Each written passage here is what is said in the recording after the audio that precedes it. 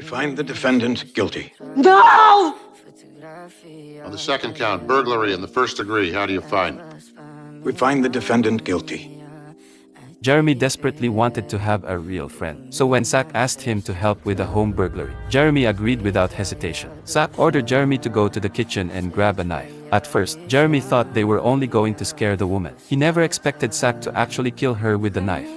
When I walked back in, Zach was on top of her. He took the knife, and he stabbed her over and over.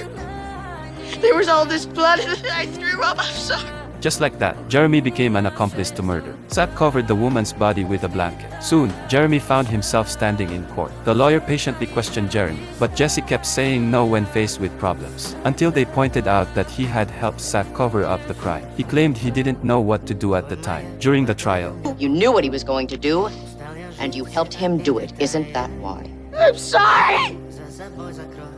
I'm so sorry. I'm so sorry. I'm sorry.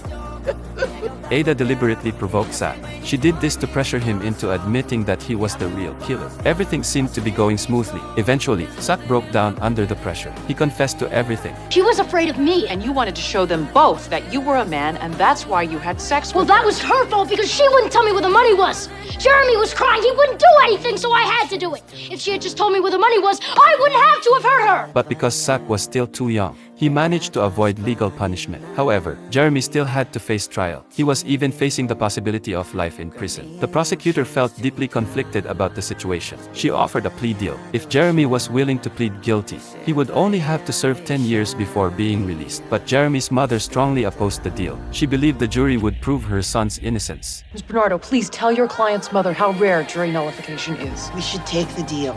So she insisted that the case go to trial. But the final verdict shocked everyone. The jury found Jeremy guilty of burglary. He was sentenced to life in prison. At that moment, his mother finally realized how serious the situation was. But by then, the plea deal had already expired.